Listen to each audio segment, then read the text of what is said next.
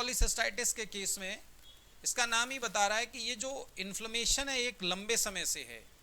तो इसके लिए आपको याद रखना है कि क्रोनिक कॉलीसिस्टाइटिस के केस में it is a due to long standing gall bladder inflammation. याद रखेंगे, long standing gall bladder inflammation. Gall bladder का जो इन्फ्लेमेशन है अगर ये लंबे समय से है तो इसी को अपन क्या कहते हैं, क्रोनिक कॉलीसिस्टाइटिस कहते हैं। और याद रखना ये जो लॉन्ग स्टैंडिंग इन्फ्लेमेशन है, लंबे समय से जो इन्फेक्शन है, इसका एक मेजर रीजन है, one of the major reason, एक मेजर रीजन इसका क्या है आपको याद रखना है। Reason is presence of gall bladder stone. यानी गॉल ब्लैडर की स्टोन का होना एक बहुत बड़ा रीजन है किसका, towards the chronic development of chronic cholecystitis. यानी जो क्रोनिक कॉलीसिस्टाइटिस है इसके डेवलपमेंट में जो मेन रोल है वो किसका है, आपका गॉल ब्लैडर की स्टोन का है। ऑल दोज नीचे लिखेंगे, all those it may develop, यानी जो क्रोनिक कॉलीसिस्टाइटिस है it may develop due to bacterial और वायरल इन्फेक्शन एज वेल। यानी ये जो इन्फ्लेमेशन है, ये जो इन्फेक्शन है, ये बैक्टीरियल और वायरल दोनों वजह से हो सकता है, लेकिन इसका मेन रीजन क्या है, मेन रीजन है गॉल ब्लैडर की स्टोन का पाया जाना। क्या बात क्लियर हो रही है तुम लोगों को? क्या ये बात समझ में आ रही है? यानी अगर ये इन्फेक्शन लंबे समय से है, एक लॉन्ग स्टैंडिंग की वजह से है, मेजर कारण इसका मैंने तुम लोगों को बताया कि एक मुख्य कारण है इसका गॉल ब्लैडर का स्टोन होना, लेकिन ये इन्फेक्शन आपका बैक्टीरियल और वायरल इवन टॉक्सिन से भी हो सकता है। अगर मैं इसकी एसेंशियल डायग्नोसिस के बारे में बात करूं तो इसकी डायग्नोसिस के बारे में थोड़ा सा जान लो, फिर अपन नेक्स्ट टॉपिक पे मूव करते हैं। डायग्नोसिस के बारे में अगर देखेंगे तो आपको याद रखना है कि फ्रीक्वेंट हिस्ट्री ऑफ पेन, यानी इसमें आपको फ्रीक्वेंटली दर्द मिलेगा व्यक्ति को, फ्रीक्वेंट हिस्ट्री ऑफ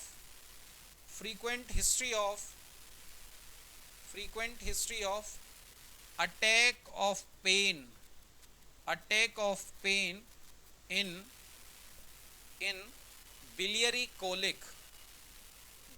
कोलिक। याद रखेंगे बिलियरी कोलिक का मतलब क्या है, मीनाक्षी क्लास में है। बिलियरी कोलिक का एक्यूट अटैक, यानी इसमें अटैक मिलेगा, दैट इज द, आपको याद रखना है, राइट हाइपोकॉन्ड्रियम में पेन की शिकायत करेगा, है ना। इसी में बिलियरी कोलिक के आगे ब्रैकेट में लिखेंगे, ब्रैकेट में आगे लिखेंगे पेन इन राइट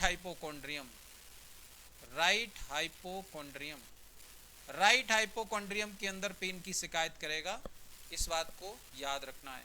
साथ में रेफर्ड पेन ऑल्सो फाउंड, अब इस शब्द को ध्यान रखेंगे भैया, referred pain is also present. Referred pain क्या होता है, नाजरा बताएंगी, what is the referred pain? Nazra, referred pain क्या होता है?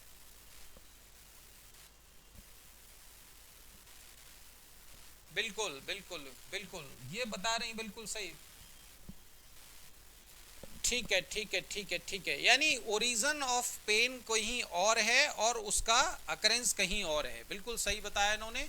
तो याद रखना है कि referred pain is also present in scapula. अब स्कैपुला मुझे बताने की जरूरत नहीं है भैया, स्कैपुला तुम लोग जानते हो। स्कैपुला क्या है भैया? स्कैपुला इज अ बोन, है ना। तो स्कैपुला रीजन में रेफर्ड पेन पाया जाता है। साथ में आपको याद रखना है कि इस पेशेंट में फैटी इंटॉलरेंस मिलेगा, फैटी फूड इंटॉलरेंस। ये रेड पेन से लिख रहा हूं भैया, याद रखेंगे, फैटी फूड लिखा है, सॉरी फूड लिख दिया डायरेक्ट, तो याद रखेंगे फैटी फूड इंटॉलरेंस। ये फैटी फूड इंटॉलरेंस क्या है? जब भी आपने देखा होगा या देखोगे कि किसी पेशेंट के पेट में दर्द होता है ना, तो अपन सबसे पहले उससे सवाल पूछते हैं कि भैया कल क्या खाए थे, है ना। तो अगर ऐसे व्यक्ति में वो शिकायत कर रहा है कि डॉक्टर साहब रात को मैंने कुछ फैटी सब्सटेंस लिया था, चिकन विकन खाया था कुछ, है ना, फ्राइड चीजें ली थी, तो उस केस में अगर फैटी फूड इंटॉलरेंस मिल रहा है, साथ में इसको व्यक्ति को डिस्पेप्सिया। अब ये डिस्पेप्सिया क्या है Meenakshi, what is the dyspepsia? Dyspepsia, अरे भैया डिस्पेप्सिया क्या है? साक्षी बताएंगी व्हाट इज द डिस्पेप्सिया?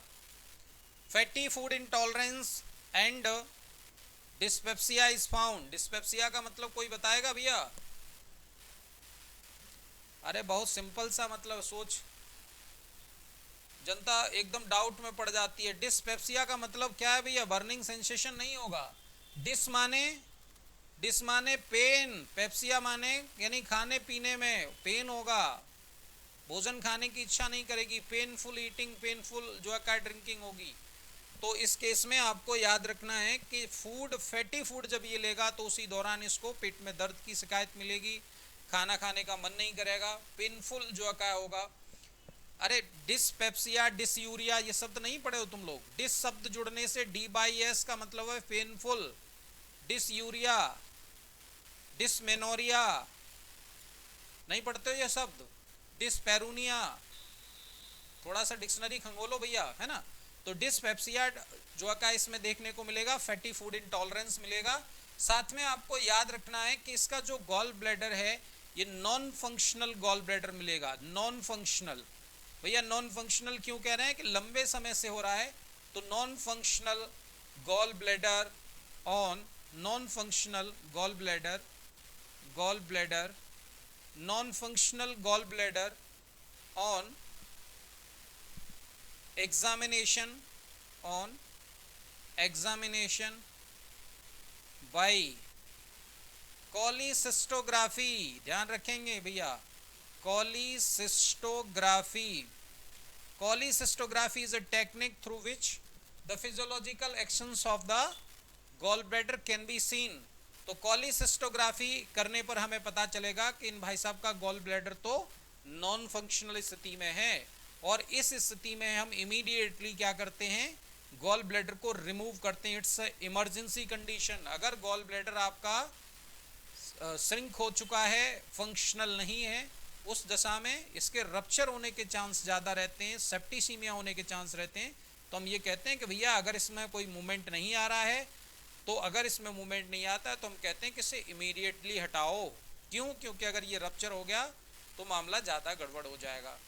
तो इसीलिए आपको नॉन फंक्शनल गॉल ब्लैडर दिखेगा ऑन कॉलीसिस्टोग्राफी, और ये आगे लिख सकते हैं due to presence of gall stone. तो ये बात हम पहले से ही कह रहे हैं, due to presence of gall stone. लंबे समय से इसमें पथरी पड़ी हुई थी, मैंने पहले भी तुम लोगों को बताया है, और ये सवाल तुम लोगों को भी कुछ दिन बाद परेशान करेगा। तुम लोग जाओगे आस पड़ोस में, लोग पूछेंगे डॉक्टर साहब हमारे गॉल ब्लैडर में एक पथरी पड़ी हुई है, क्या करें, निकलवा दें क्या?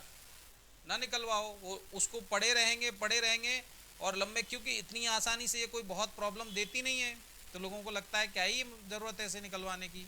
लेकिन वो गॉल ब्लैडर का स्टोन का साइज इंक्रीज होता रहेगा, और जो नॉर्मल फिजियोलॉजी है उसकी, उसको ये हैम्पर्ड करता रहेगा, उसको डिक्लाइन करता रहेगा, और एक स्थिति आएगी जब ये गॉल ब्लैडर पूरी तरीके से नॉन फंक्शनल हो जाएगा, और उसके बाद इसके रप्चर होने के चांस होंगे ज़्यादा। तो जब भी गॉल स्टोन का कोई पेशेंट दिखेगा तो अपन उसे क्या सजेशन देंगे? भैया इसको रिमूव करा दो। अगर वो रिमूव नहीं करा रहे हैं तो वो अपने लिए एक नई समस्या मोल ले सकते हैं। वो नई समस्या क्या है?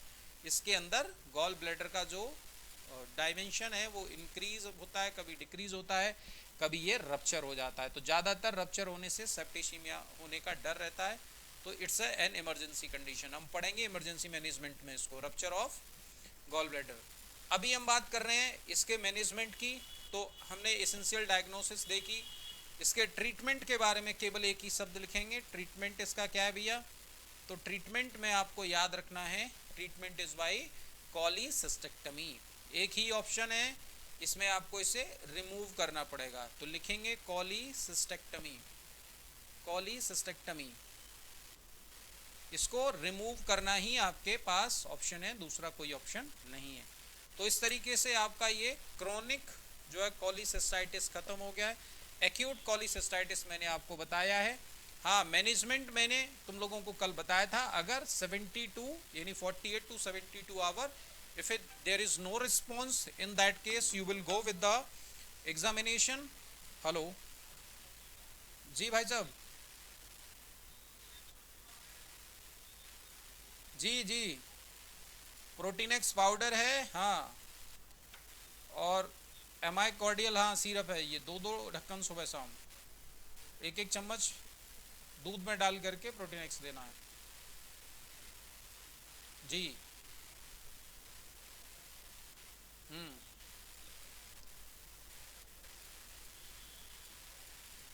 एक एक ढक्कन सुबह शाम खाने के बाद। बाकी उस पर्चे पे सब लिखा है जो भी देखना है ना। हाँ, कम से कम 8 दिन। ठीक, ओके। तो इस बात का ध्यान रखेंगे कि यहाँ पे आपको एक ही ऑप्शन है तुम्हारे पास, दैट इज द रिमूवल। तो ये बेसिक सा डिफरेंस है, इस बात को तुम्हें याद रखना है। अब तुम लोगों की तरफ से कोई क्वेश्चन हो, कोई क्वेरी हो तो तुम पूछ सकते हो।